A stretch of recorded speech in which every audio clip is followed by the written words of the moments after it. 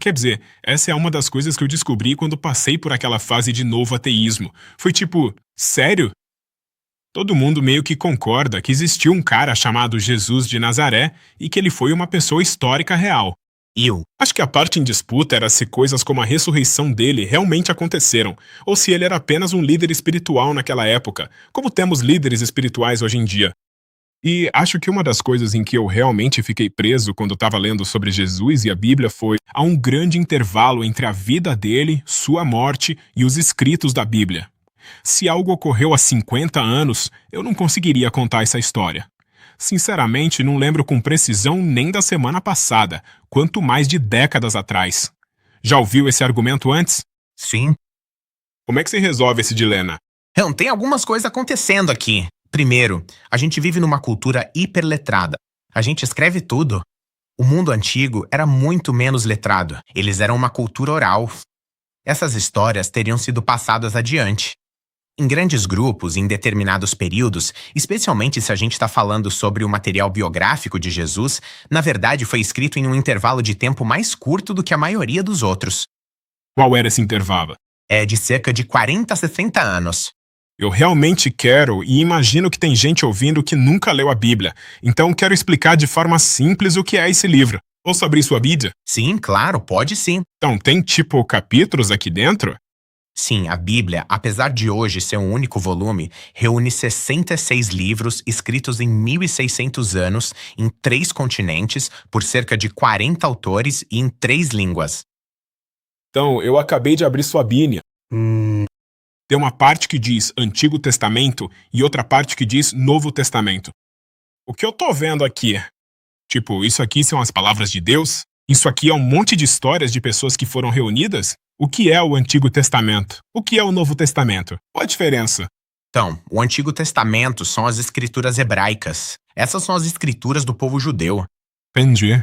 Então, isso começa no que é chamado de Torá, que são os primeiros 5 livros, ou os 5 livros de Moisés.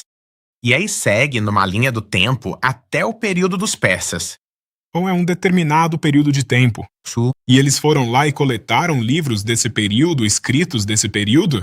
Sim, então o povo judeu antigo tinha, e lembre-se, todos esses livros circulavam como escritos independentes. Entendi. Então começamos a ver coisas assim acontecerem no século IV. Antes disso, tudo estava em pergaminhos independentes. Então existe um entendimento de que, mesmo quando você reúne todos eles em uma unidade, aquilo conteria as escrituras, a palavra de Deus, mais do que simplesmente dizer, esta é a palavra de Deus. O motivo pelo qual sou totalmente aberto e sem vergonha em relação à minha total ingenuidade é porque, muitas vezes nessas conversas, você acaba pregando para convertidos. Certo. Entende? Muitos jovens do novo ateísmo nasceram nos anos 2000. E agora têm 26 anos, mas nunca leram a Bíblia, nunca nem abriram uma, não fazem ideia do que é. Eles só acham que é tipo um livro de histórias. Mas esses, os primeiros, se chama de livros. Eu tava pensando neles como capítulos. O primeiro do Antigo Testamento é Gênesis. Quem escreveu Gênesis? Foi uma pessoa ou foi Deus? Então, a ideia é, no cristianismo, a terminologia usada é o que se chama de inspiração verbal plenária. Verbal, porque é falada. Plenária, porque é escrita e então inspirada. Então, todos esses livros têm autores humanos. Humanos escreveram esses capítulos, Mas eles foram inspirados por Deus. Isso, esse é o entendimento. Então, na própria Bíblia, Pedro diz que os homens falaram conforme eram conduzidos pelo Espírito Santo. Então, há um contexto histórico para tudo isso, como a história desse período de tempo, da nação de Israel, enquanto eram guiados por governantes específicos. E onde Jesus aparece? Jesus é o Novo Testamento. Se alguém nunca leu o Antigo Testamento, sobre o que ele fala? É só uma descrição da época. É um monte de coisas diferentes. Várias coisas. Existem vários gêneros literários diferentes. Então, parte é história. Parte é poesia.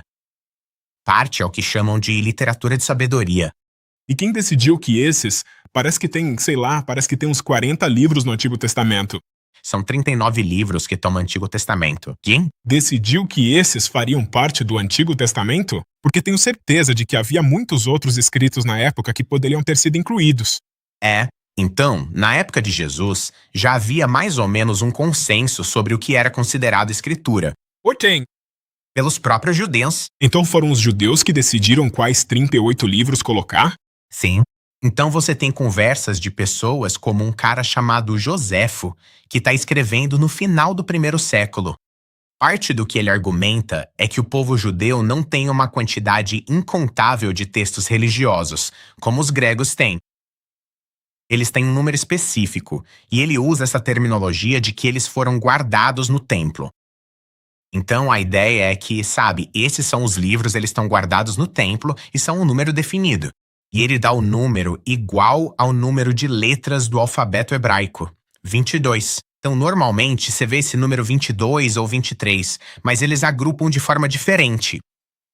E ele apresenta um argumento de que um dos motivos pelos quais eles, os Yubican, encontram uma linha do tempo do que os judeus consideram como escritura. Ele diz que não há nada escrito antes de Moisés e nada escrito depois da época de Artaxerxes, que é o Império Persa. Então, o livro de Esther na Bíblia corresponde a esse período de tempo. Então, embora existam escritos posteriores a isso, há esse consenso de que a voz de Deus, por exemplo, nos profetas, dando um assim diz o Senhor, comunicando mensagens ao povo de Israel, cessou. Mas o cânon judaico, embora haja um fechamento, é um fechamento suave. Existe a ideia de que haverá uma nova aliança. Deus vai fazer novas promessas com seu povo. E por isso haverá mais escritos. Certo. Então, o que eu entendi disso é que ele argumentou que Deus não está mais se comunicando com as pessoas para escrever esses livros. Pelo menos que houve um ponto final em Malaquias. Por isso, às vezes, esse período é chamado de os 400 anos de silêncio. A partir do momento da morte de Jesus, qual livro do Novo Testamento foi escrito por último? E qual é o tamanho desse intervalo? Isso é motivo de debate. Certo, qual é o debate? Então, o debate é se o Evangelho de João foi escrito antes do ano 70 depois de Cristo ou depois do ano 70 depois de Cristo. E se foi escrito depois do ano 70 depois de Cristo, foi escrito nos anos 90, ou seja, foi escrito bem depois. Quantos anos? Então, se Jesus morre no ano 33, Certo, uns 60. Ah. Ok, beleza. Então, no mínimo, eu acho que tipo 99% dos historiadores, estudiosos da Bíblia, classicistas, argumentariam que os 27 livros do Novo Testamento foram escritos no primeiro século. E nesse sentido, eles foram escritos durante a vida das testemunhas oculares, até certo ponto. E há evidências até mesmo dentro de alguns dos evangelhos onde aparecem esses nomes jogados ali, meio que aleatoriamente. E parte do raciocínio disso é que isso é como citar suas fontes. Em um momento, quando Jesus está carregando a cruz até o Gólgota, ele meio que tropeça e eles chamam outra pessoa para carregar a cruz dele por um tempo. E essa pessoa é José de Arimateia. Bem, um dos evangelhos cita o nome de um dos filhos de José de Arimateia. E a ideia é que provavelmente essa pessoa era alguém bem conhecido dentro da comunidade cristã primitiva. E o propósito de citar essa pessoa aleatoriamente é dizer, ele é realmente conhecido. Vá perguntar para ele. Quer dizer, logicamente existe um certo risco de telefone sem fio de certa forma. Enquanto você falava, eu tentava lembrar de coisas que vivi quando era mais novo, como com minha avó antes dela falecer. Eu tentava relembrar essas memórias com precisão. Eu Pensava em ir à casa dela. E aí lembro que um dia ela me deu um dinheiro. Mas não consigo lembrar por que ela me deu, nem quanto ela me deu. Eu sei que ela colocou dentro de um cartão, e isso foi só, tipo, uns 20 anos atrás. Então, se eu fosse escrever sobre isso hoje, eu estaria preenchendo algumas lacunas. Principalmente, essa é outra coisa com a qual eu sempre tive dificuldade. Tipo, especialmente num mundo em que a gente não entendia de ciência. Agora, minha avó colocou no cartão e foi tipo, eu abri... E do jeito que ela fazia, geralmente era uma surpresa. Então, no mundo em que eu não entendia de física ou ciência, eu poderia ter concluído que minha mãe, minha avó, fez algo tipo mágico. sabe? Uma época em que a gente não entendia nada sobre isso. Tipo, quase nada sobre a natureza do universo, dos planetas, do sistema solar, da física. Então, existe o risco de que algumas das coisas que foram transmitidas por Deus para este livro aqui na minha frente estejam sujeitas ao telefone sem fio e ou, tipo, simplesmente uma falta de compreensão sobre a natureza do mundo? Como a ressurreição, por exemplo. Sim. Então, isso no meu campo é chamado de desvio mitológico. Então, como a gente faz para garantir que esse desvio mitológico não aconteça?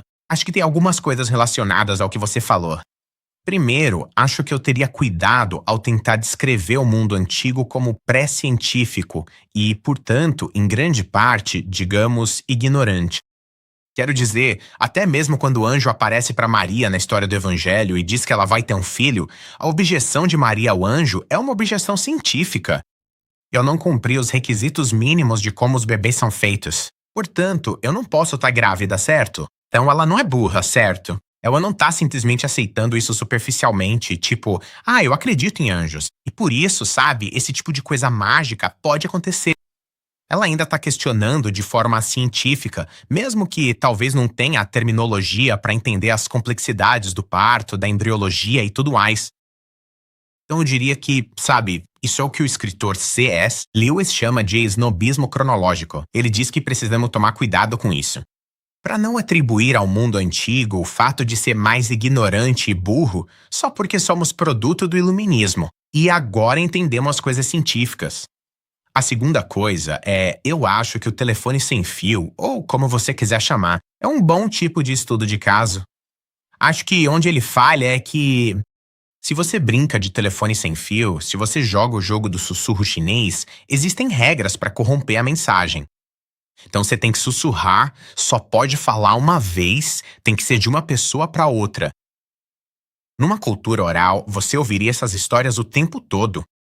Então, quando algumas dessas histórias são contadas, elas estão sendo contadas dentro de uma mesma geração, onde poderia haver pessoas que dizem a história da multiplicação dos 5.000. Isso é muita gente. Então há muitas testemunhas desse evento em particular. Então, se você está escrevendo isso, existe o aspecto de que há pessoas por aí que poderiam verificar o que está sendo dito, pelo menos oralmente, não necessariamente de forma literária. Da mesma forma, o que temos nos relatos dos evangelhos, especialmente após a morte de Jesus, quando os discípulos estavam afirmando sua ressurreição, é que eles voltam para Jerusalém, que é a cena do crime. Então eles voltam exatamente para o lugar onde Jesus foi crucificado e começam a dizer às pessoas que ele ressuscitou dos mortos. Se houver algum aspecto, digamos, de falta de sinceridade em inventar uma história, você não volta para o lugar onde todo mundo poderia ter visto aquilo acontecer daquele jeito, certo? Então, de certa forma, o telefone sem fio é uma analogia falha nesse sentido. É menos como uma pessoa sussurrando no ouvido da outra, e mais como 100 pessoas em uma sala, todas dizendo, comunicando a coisa verbalmente, e depois fazendo com que as outras pessoas repitam de volta para elas. E então corroborando com as outras pessoas o que está acontecendo. Agora, acho que o seu ponto sobre a história da sua avó e a carta é muito bom. Como nós lembramos das coisas? Você se lembra do 11 de setembro? Sim, lembro. Sim, eu tava no Reino Unido na época. Você conseguiria me contar um pouco mais vividamente o que estava fazendo no 11 de setembro em comparação com sua avó e a carta? Sim, conseguiria sim. Eu me lembro de chegar em casa da escola e assistir na televisão. E meu pai estava assistindo também, e nós só ficávamos olhando pra tela. Eu também. Então, enquanto eu não saberia te dizer muito sobre o que mais aconteceu em um dia comum daquele ano, eu consigo te contar o que aconteceu em 11 de setembro de 2001. E isso é por causa da natureza do que estava acontecendo.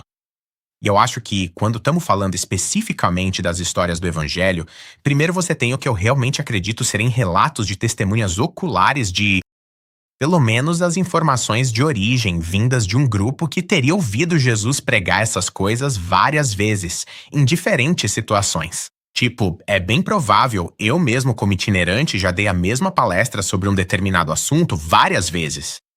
E eu brinco com minha esposa que ela mesma poderia dar minha palestra sobre a confiabilidade histórica da Bíblia. Sabe, se eu ficar doente, eu só mando minha esposa, né? Porque ela já ouviu tantas vezes. Acho que é isso que acontece com os discípulos. Tem esse aspecto de que eles teriam ouvido, por exemplo, as bem-aventuranças, que Jesus provavelmente falou mais de uma vez. É o caso, porque essa é a natureza não só de palestrantes itinerantes, mas também dos rabinos viajantes no mundo antigo. E aí você tem esse evento que é meio que devastador em termos da narrativa deles sobre quem eles são. Eles estavam viajando com esse rabino há 3 anos seguidos. Eles estavam ouvindo seus ensinamentos. Eles estavam vendo milagres, pelo menos os que estão registrados nos evangelhos, coisas realmente impressionantes. E então ele é capturado e assassinado publicamente. E eles acham que acabou.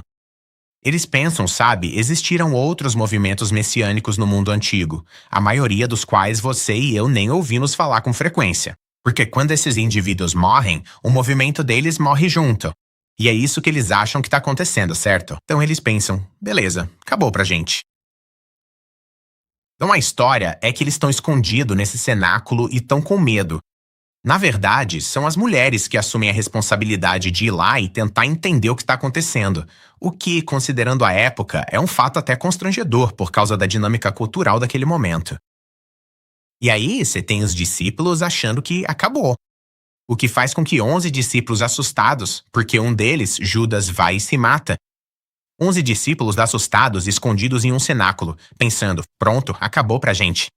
Podiam muito bem, sabe, Pedro, Tiago e João podiam simplesmente voltar a ser pescadores, porque acabou, é isso. E aí, de repente, eles têm coragem de sair e realmente proclamar essa mensagem. E, no fim das contas, enfrentam perseguição e dificuldades pelo resto da vida por causa disso. Bem, é que o rabino deles aparece vivo de novo. Então, no mínimo, acho que podemos dizer que esse é um evento bastante drástico que acontece na vida deles. É comparável a um evento como o 11 de setembro para eles. Então, em termos de marca na memória, é o que eles estão experimentando com o assassinato do rabino deles, do mestre deles. E depois acontece algo que faz com que eles sigam assim pelo resto da vida. As histórias de martírio são um pouco complicadas em relação à sua confiabilidade histórica. Acho que de algumas delas podemos dizer que realmente aconteceram. Muitas delas ainda são meio incertas. Mas, no mínimo, eles sofreram perseguição. Então, a história na Bíblia é que ele foi morto na cruz, assassinado na cruz e depois colocado em um túmulo. E então, quem viu ele sair do túmulo? Então, ninguém viu fisicamente ele sair do túmulo. Mas as mulheres vão ao túmulo de manhã, no terceiro dia, e o túmulo tá vazio. E, então, são 4 relatos, certo? E eu acho interessante também que temos 4 relatos que mostram diferentes perspectivas das histórias. Não é como se eles tivessem se reunido, combinado e contado exatamente a mesma história. O fato é que temos 4 relatos que exploram diferentes ângulos. E essa diferença nos detalhes, na minha opinião, na verdade, dá credibilidade à confiabilidade deles. Porque se todos estivessem contando exatamente a mesma coisa, você poderia argumentar que eles se reuniram e combinaram tudo. Eles não fazem isso. Na verdade, eles abordam diferentes aspectos da história. Essas pessoas estão dizendo que viram ele sair andando? Ou estão dizendo que só viram o túmulo vazio? Quais são as afirmações feitas sobre a ressurreição dele por essas testemunhas? Sim, então o túmulo tá vazio. Vago! E é interessante que, em um dos relatos, Maria tá no túmulo e ela realmente conversa com Jesus, mas o confunde com um jardineiro. Agora, acho interessante que ela não confunde o jardineiro com Jesus. Ela confunde Jesus com o jardineiro. Tipo, ela acha que a pessoa com quem tá falando não é Jesus. Ela não o reconhece de imediato. E ela pergunta pra ele, sabe, o que aconteceu?